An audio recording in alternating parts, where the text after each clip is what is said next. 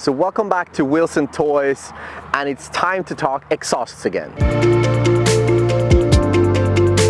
Today's video is something you've been waiting for a long time, and that's the review of my exhaust setup.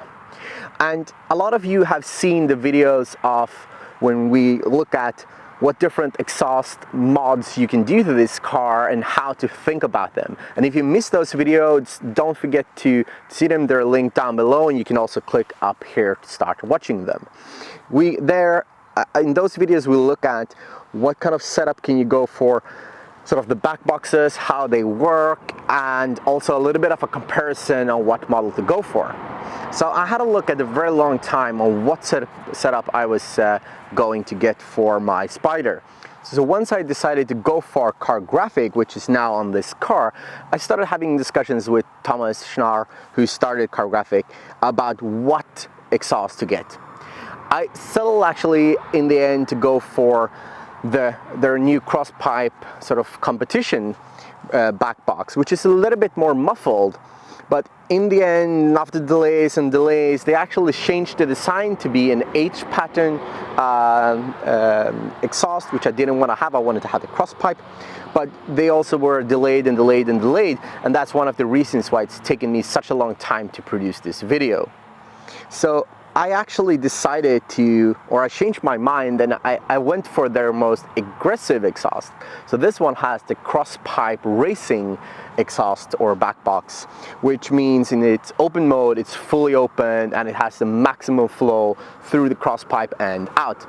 And I think it really makes this car sound as good as it should from start, but there's a couple of quirks to it. But let's first listen to the exhaust.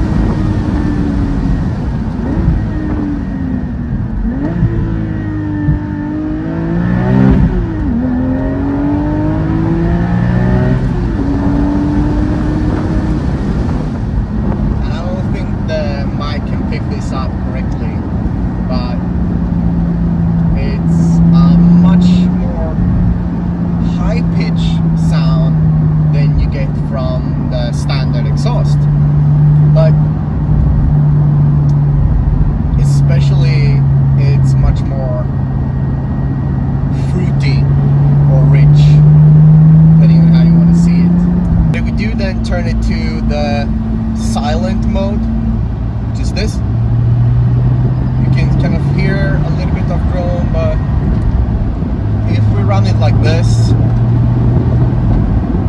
regular cruising, we're now doing, now we're doing 70 kilometers per hour. It's not that bad, especially when the roof is down as now. It's not that big of a difference from the OEM standard exhaust. But as soon as you can kind of hear it, as soon as I push a little bit on the gas, and this is the silent mode, so You really need to go on high gears to be able to enjoy a cruise. Let's actually put this window up and see. Get hopefully a little bit less wind noise, but it of course also takes away some of the exhaust sound.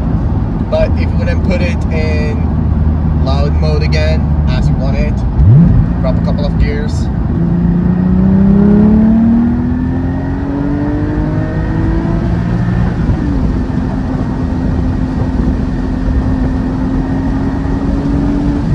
Sounds as it should again, right?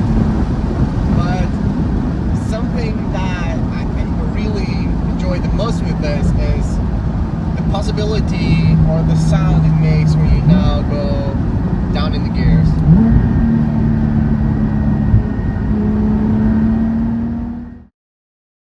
This is where this exhaust gets its problems. So we're in loud mode. Let's first do short run.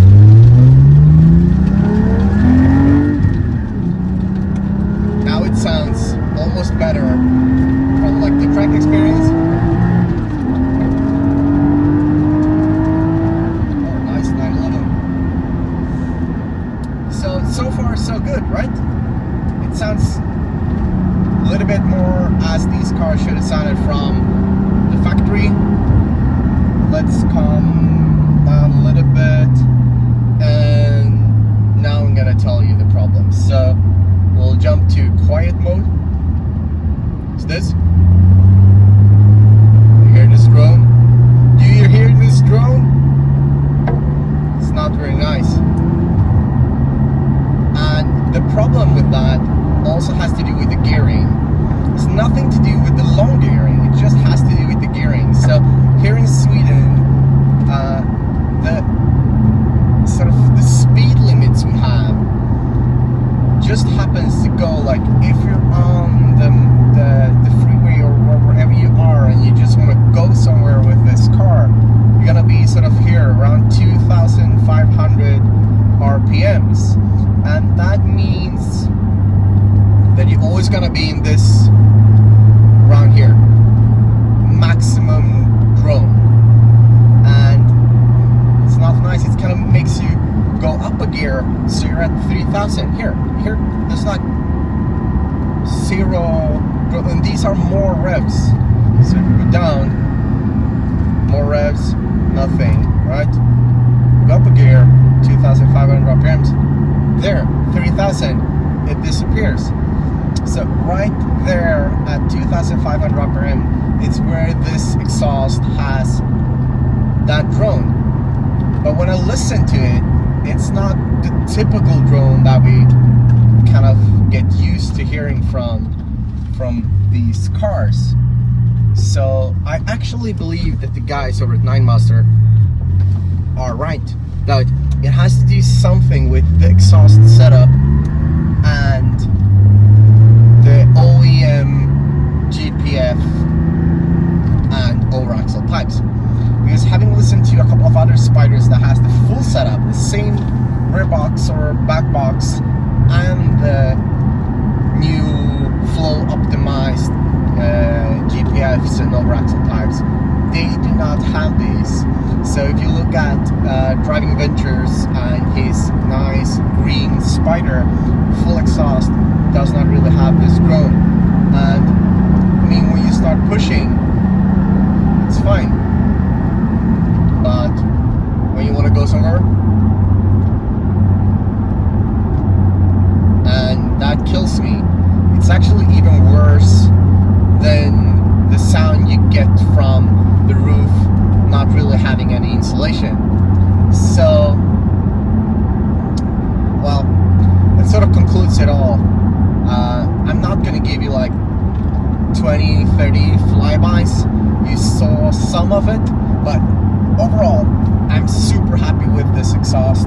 It's much more pleasurable full that time when you just go driving it very actively. But yesterday, going down to the track, it was a nightmare. I actually ended up going with noise cancelling headphones day just to sort of have it bearable. But when I came down and I went out on the track, it was just such fun. If you haven't seen that video, please go have a look. It was such a great experience, and I really think you should go and track your Spider if you have one, and you should not be afraid of getting one of these if you are considering some track days and you're in between the Spider and the GT4 and you need to choose. So, well, I'm happy that I got the exhaust, but let's bring the car to a stop and discuss it a little bit further. So that's it about my second exhaust mod, the first being the controller, the second one being the back box, but we're not done. One of the reasons for that is that this back box, it sounds good, but there is that problem with this extensive drone in the cabin. You don't really hear it when you are running it with the top down as now, because you only hear that exhaust, the good part of the exhaust sound. And I've heard these and I've talked to people that has the GT4, they do not have this problem, but the GT4 and the Spider of course shares all these parts, but one of the things that potentially are differing in these ones are the sound composers. So most of these modern cars have them. They either work by transferring the exhaust and intake sound in through the speakers, which is like not real, or as these cars where they have like a membrane that allows sound to travel through and into the car from the rear. And that becomes so massive in this car when you have the top up that it's unbearable. You can't really run this car on long trips with this exhaust. But I talked to a couple of different sort of people that are installing these exhausts, and I especially talked to Ninemaster in the UK, and they said that they've had similar problems on these, but then when they installed some over-axle pipes, either without the GPFs or the over-axle pipes from Cargraphic, which has the, as we talked about before, those GPF, the gas particulate filters that are sort of flow optimized. I guess it's something has to do with like the back pressure of something, or that it's uneven pressure in the system that makes it drone in that way. So as I see it, there's a couple of different ways we can go about to sort of fix that. The first one, there is a delete kit for the sound composer, which apparently helps a lot with drone in the cabin. I think FabSpeed are the first one to release. I won't say it might be more, but then we also have the possibility to, of course, either get the Cargraphic over-axle pipes, the flow optimized, or the last one, we can get the over-axle pipes and remove the gas particulate filters. You can guess which one we've gone for.